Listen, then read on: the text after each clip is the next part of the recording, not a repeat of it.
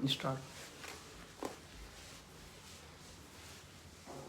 आज का विषय है आनंद सूत्रम के दूसरे अध्याय के छठे सूत्र की व्याख्या प्रस्तुति। सूत्र है गृहदेशणा प्रणिधानं च धर्मः। हिंदी अनुवाद है इसका। वृहत व ब्रह्म सत्ता के लिए उदग्र इच्छा, उत्कट चाह और प्रणिधान धर्म है।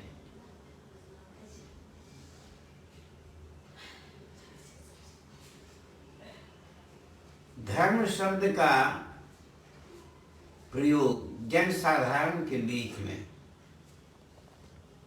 प्रचलित है।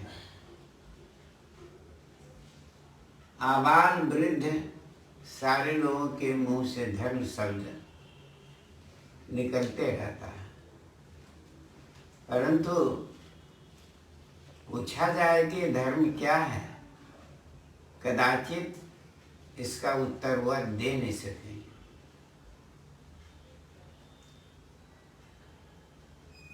हमारी विराट संस्कृति की लंबी परंपरा में धर्म के संबंध में बहुत से विचार आए हैं।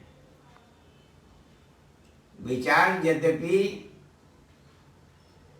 सत्य की गहराई लेकर भी है, फिर भी संपूर्णता से वह अछूता है।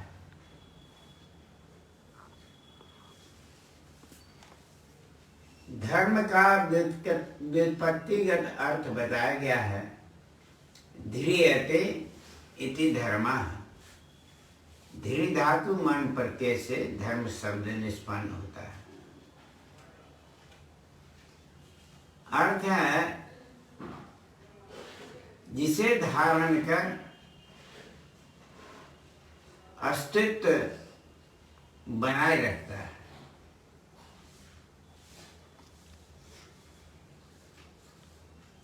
आग का अस्तित्व जलाने में है। ये जलाना क्रिया दाहकता को धारण कर आग अपने अस्तित्व को बचाकर रखी हुई है। इसी तरह से हमको देखना पड़ेगा कि ध्रियते इति धर्मः अगर कहा गया तो किसे धारण कर, धर्म को धारण कर अस्तित्व बनाए कर रखता है, जिससे वह धर्म है।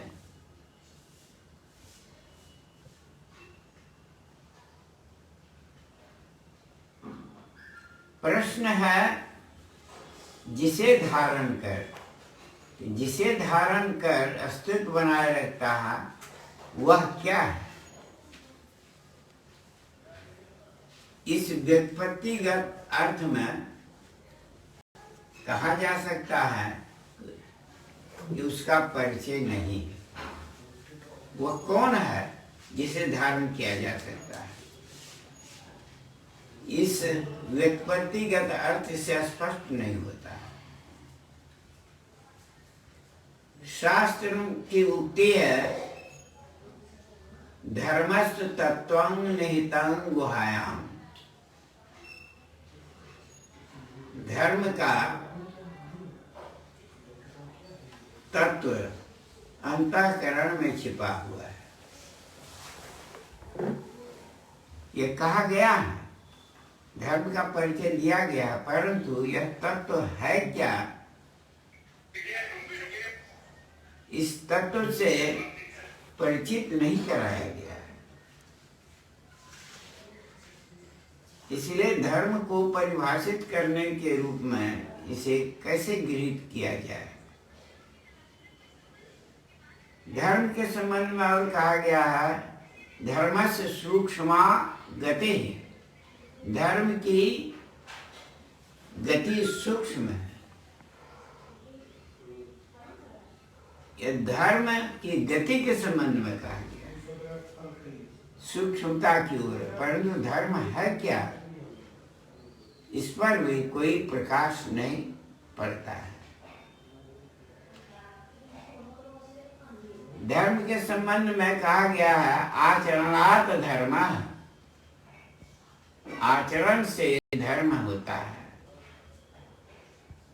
परंतु यहाँ भी धर्म के संबंध में स्पष्ट नहीं है कि जिसे आचरण में ढाला जाए, जिसे आचरणगत किया जाए, वह है क्या।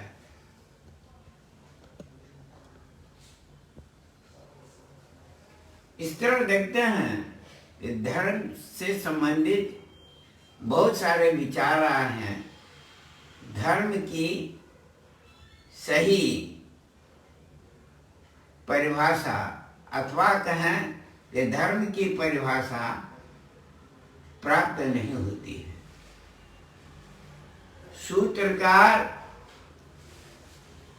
श्री श्री आनंद मूर्ति जी ने अपने इस सूत्र में बहुत ही स्पष्ट रूप से आधिकारिक ढंग से धर्म को परिभाषित किया है।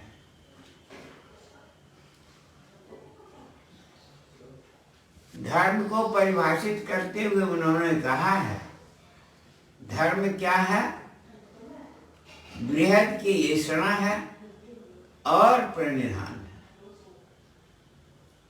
बृहद की ऐषणा और प्रणिधान ही धर्म है।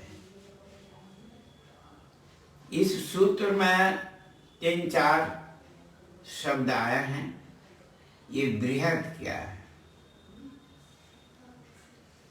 बृहद के संबंध में सबों का एक मत है, एक विचार है। बृहद एकमात्र परमात्मा है। बृहद ब्रह्म सत्ता है। यह ब्रह्म सत्ता को ही बृहद कहा गया अनंत के अर्थ में। ये संपूर्ण जो सापेक्षिक जगत है,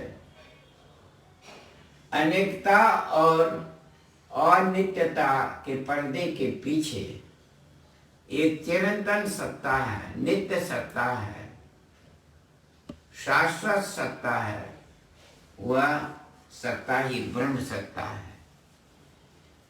इस ब्रह्म सत्ता के संबंध में अनेक रूप से विचार प्रकट हुए हैं। ये आनंद घन सत्ता है, ये शाश्वत सनातन चिरंतन सत्ता है। यह अनंत है और अनंत एक है। इस अनंत के प्रति जो ऐषणा है, धर्म का एक भाग है और दूसरा भाग है इस बृहद सत्ता के लिए जहाँ दौड़ है, बृहद सत्ता के लिए जहाँ लोग आगे चल रहा है। ऐषणा है परंतु प्रणिधान नहीं है, तो धर्म वो संपूर्णता से नहीं समझा जा सकता है। तो धार्मिक उत्कट चाह के साथ ही साथ उस तरफ जब दौड़ लगाता है, उस तरफ चलता है प्रणिधान, इस संयुक्त नाम को ही, संयुक्त भाव को ही धर्म कहा गया।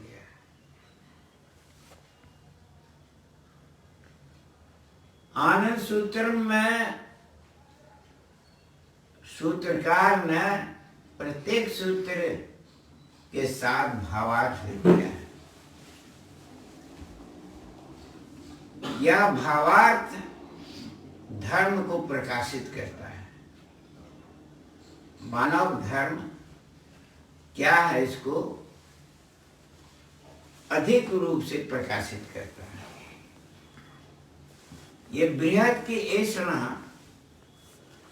ऐषणा का अर्थ होता है बृहद को पाने की उदग्र इच्छा, तुरंत पाने की जो इच्छा है, उसको ऐषणा कहा गया।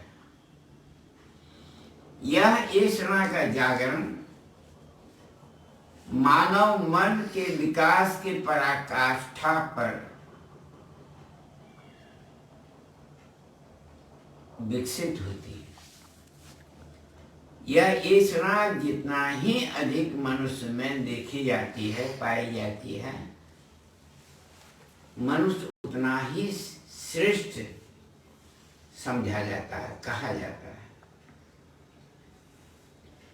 बृहद के प्रति चाह, बृहद के प्रति ललक और उस ओर चलने की धर्म साधना संयुक्त नाम धर्म है। ऐसा भावार्थ में कहा गया है, सृष्टि के सारे जीव अणु परमाणु सभी उस ब्रह्म सत्ता की ओर ही चल रहे हैं। क्यों चल रहे हैं? सिद्धांतक एक बात है, लॉ ऑफ डायनामिक्स कहता है, गति सिद्धांत बताता है कि जो वस्तु जहाँ से निर्गत हुई है, निस्सरित हुई है, निकली है, वह उसी जगह लौट कर आ जाती है।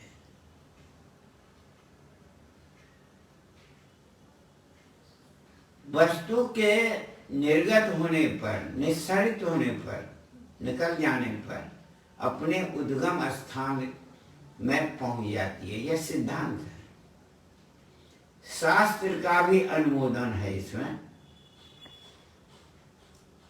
आगच्छति यस्मात् गच्छति तस्मिन्, जहां से आता है उसमें समा जाता है, उसी में वह समा जाता है। एक अकाट्य सिद्धांत है और इस सिद्धांत के आधार पर समस्त सृष्टि के सारे अणु परमाणु, सारे प्राणी उस उद्गम की ओर, उस शाश्वत उद्गम की ओर बढ़ते चले जा रहे हैं।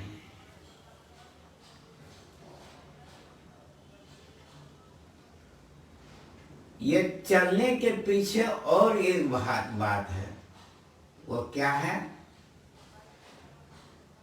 क्लैश एंड कोहेशन, आपस में जो संघर्ष है, मानसिक संघर्ष है, इस संघर्ष के कारण सूक्ष्मता प्राप्त कर उस परम उद्गम की ओर बढ़ते चला जा रहा है। एक तीसरा कारण है,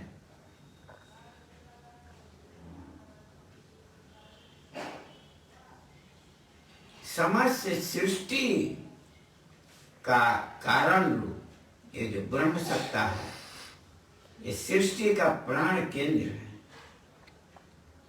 केंद्र का क्या काम होता है? केंद्र का काम होता है ढांचे को मेंटेन करना, बनाए रखना। और एक काम होता है, केंद्र का काम होता है परिधि के हर बिंदु को अपनी ओर आकृष्ट करना। इस तरह संपूर्ण विश्व ब्रह्मांड का जो प्राण केंद्र है, वह प्राण केंद्र संतुलन स्थापित करते हुए अणु परमाणु सारे प्राणियों को अपनी ओर आकृष्ट कर रहा है, अपनी ओर ले चला आ रहा है। इसलिए ये दार्शनिक सत्य पर जोर देकर कहना पड़ेगा कि सारे प्राणी अज्ञात रूप से, अज्ञात भाव से उस परम केंद्र की ओर बढ़ते चले जा रहे हैं, उस बृहद सत्ता की ओर बढ़ते चले जा रहे हैं। प्रश्न यह है, प्राणियों का अज्ञात भाव से इस तरह चलते रहना उस केंद्र की ओर, क्या इसको धर्म की संज्ञा दी जा सकती है? उत्तर है कि नहीं। अज्ञात भाव से सारे प्राणी उस बृहत सत्ता की ओर बढ़ते चले जाने पर यह धर्म नाम रूप से अभिहित नहीं किया जा सकता, अज्ञात भाव से। इसी जगह कहना होगा कि मानव मन का जो विकास हुआ है, इस मानव मन के विकास की पराकाष्ठा में ऐषणा का जागरण हुआ है। इसके पूर्व प्राणियों की एक रहस्यमयता यह है कि शरीर के संपर्क से ही वो बंधा हुआ है, शरीर के संपर्क से ही सीमित आवश्यकताएं हैं। लेकिन मनुष्य है कि इस सीमा में नहीं रहता है, वो असीम को पाना चाहता है, अनंत को पाना चाहता है। और इस अनंत को पाने के लिए केवल चाह ही नहीं, इस पराकाष्ठा पर पाने के लिए चेष्टा प्रचेष्टा भी करता है। तो कहना यह है कि मनुष्य में जो अनंत की चाह है, वह चाह जब विकसित मन प्राप्त होता है मनुष्य को, तो उदग्र हो उठता है और वह चाह ऐषणा में बदल जाती है। ऐषणा क्या है? उस परम सत्ता को पाने के लिए बेचैन हो उठता है, व्याकुल हो उठता है, तुरंत पाने की प्रबल इच्छा जागृत होती है। तो मनुष्य में जो चाह है, वह चाह यह अनंत की चाह है, बृहत की चाह है, बृहत की ऐषणा है। और यह बृहत की चाह लेकर पाने के जहां आकुल व्याकुल है, वह पथ खोज लेता है, क्या पथ को प्राप्त करता है, गुरु के सानिध्य में वह साधना पथ भी पा लेता है। वह साधना पथ ही क्या है? प्रणिधान है। प्रकृति रूप से जहाँ मानव का मन उस बृहत सत्ता की ओर गतिमान होता है, चलता है, इसको प्रणिधान कहा गया है। तो कहना यह होगा कि किसे धारण किया जाता है, पूर्व के सारे विचार इसमें समाहित हो जाते हैं। किसे धारण कर अपना अस्तित्व बनाए रखता है, तो स्पष्ट है यह बृहत को धारण कर ही, बृहदेषणा को धारण कर ही मनुष्य है, मनुष्य का अस्तित्व है। यही वह गूढ़ तत्व है, निहितम गुहायाम, धर्मस्य तत्वम निहितम गुहायाम। ये धर्म का तत्व यही है, यह बृहत सत्ता, ब्रह्म सत्ता, यह मानव मन के भीतर छिपा हुआ है, महत्त्व में छिपा हुआ है। यही यह सत्ता है, बृहत सत्ता है।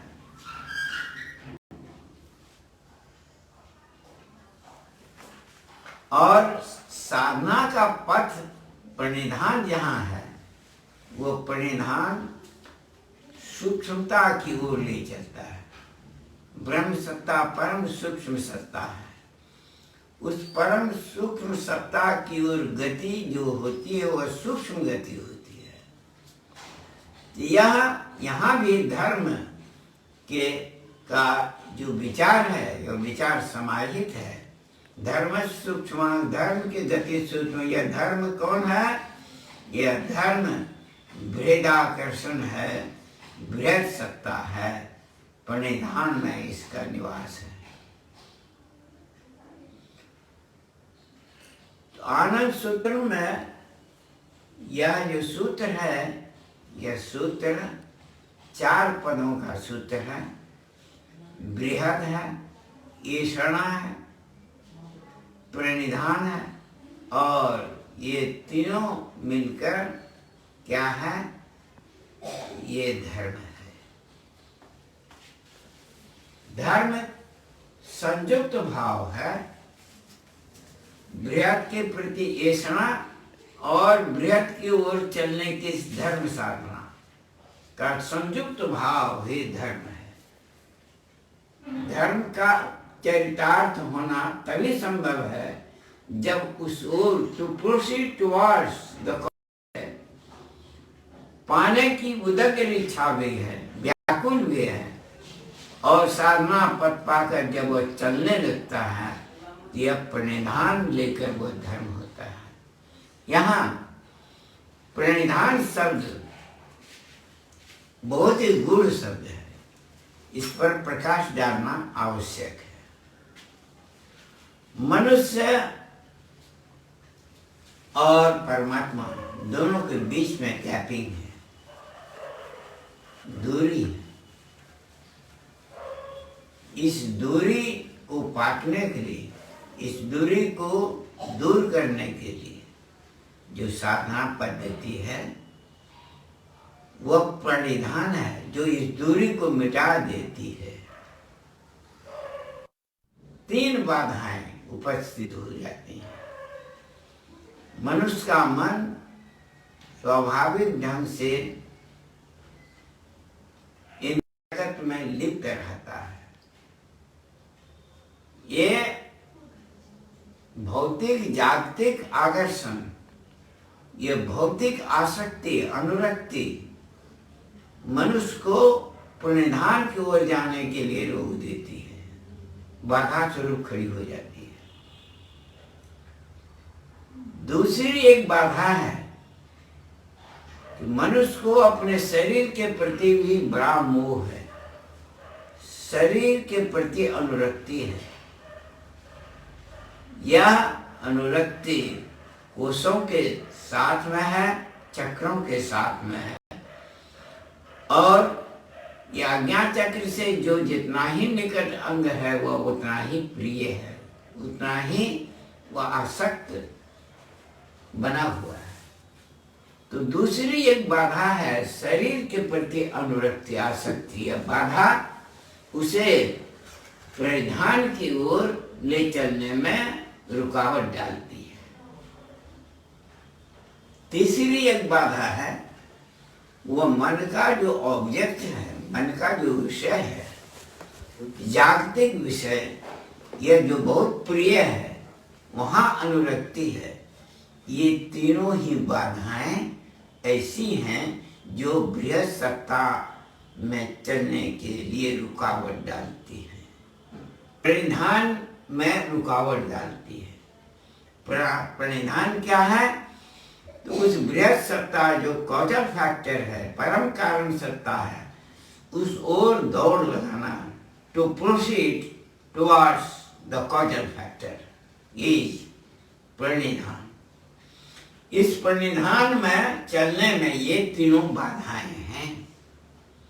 इन बाधाओं को दूर करके ही प्रणिधान संपन्न होता है, चरितार्थ होता है। इसके लिए भूत शुद्धि की आवश्यकता है। भूत शुद्धि में प्रत्याहार है ये जागतिक जो आकर्षण है, भौतिक आकर्षण है, पुत्र मोह है, परिवार का मोह है, परिवार के सदस्यों का मोह है, सगे संबंधियों का मोह है, रुपये पैसे से मोह है।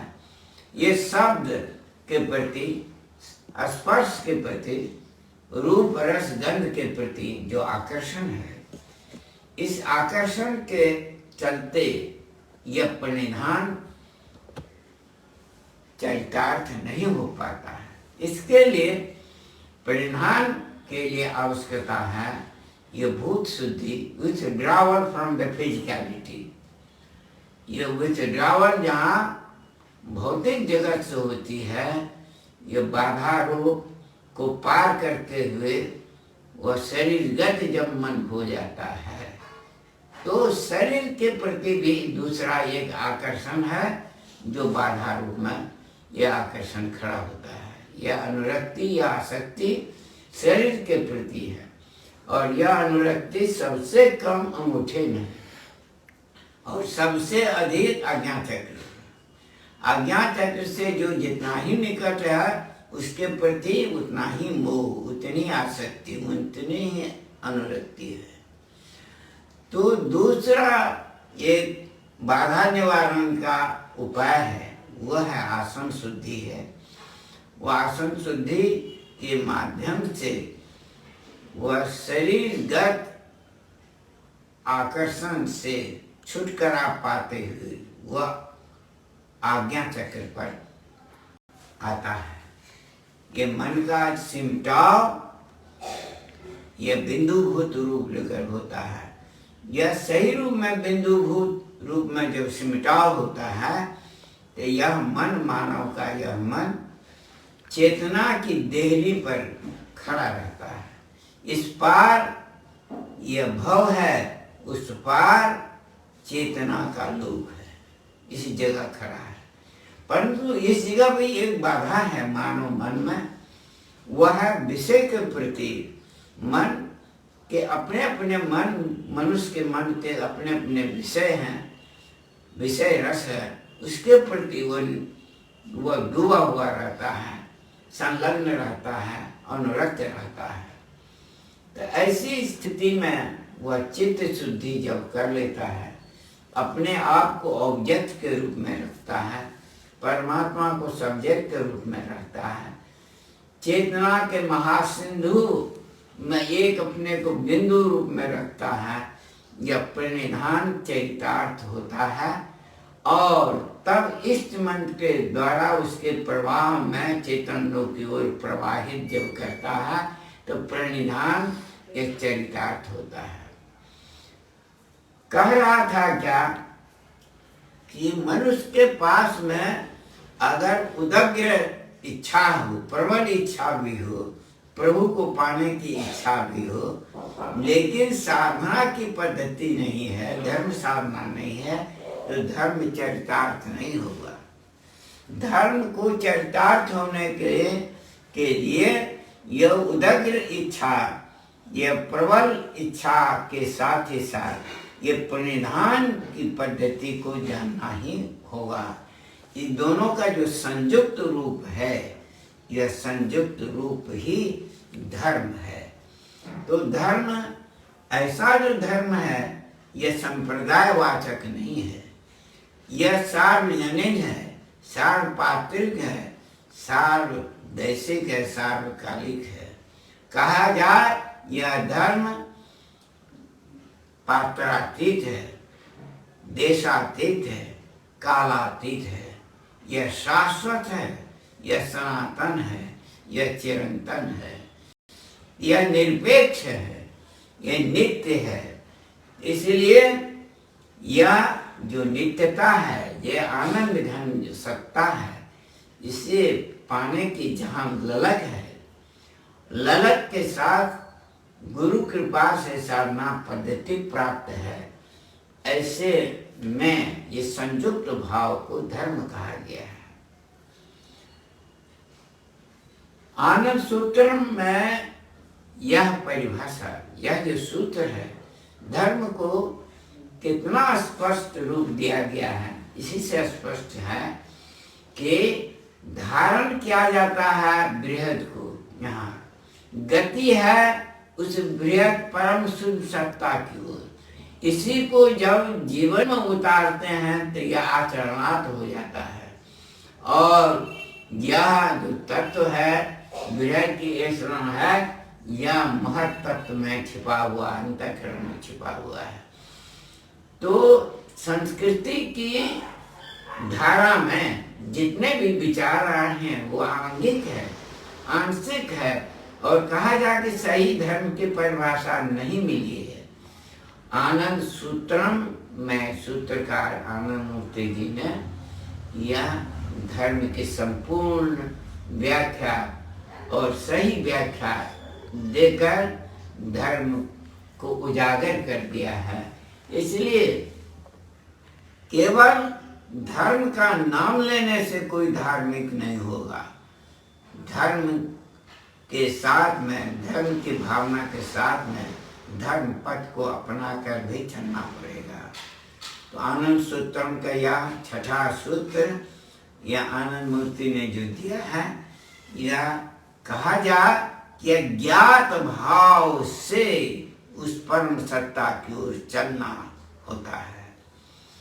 पहले भावार्थ में कहा गया है कि सारे प्राणी उस परम उद्गम सत्ता की ओर प्रवाहित हैं, चल रहे हैं, लेकिन वो अज्ञात भाव से चल रहे हैं।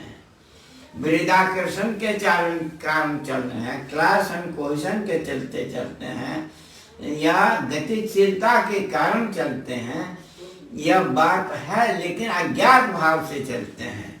अज्ञात भाव से चलने वाले सारे प्राणी उसी की ओर चले जा रहे हैं, लेकिन धर्म की संज्ञा, इस चलने को धर्म की संज्ञा नहीं दे सकते हैं।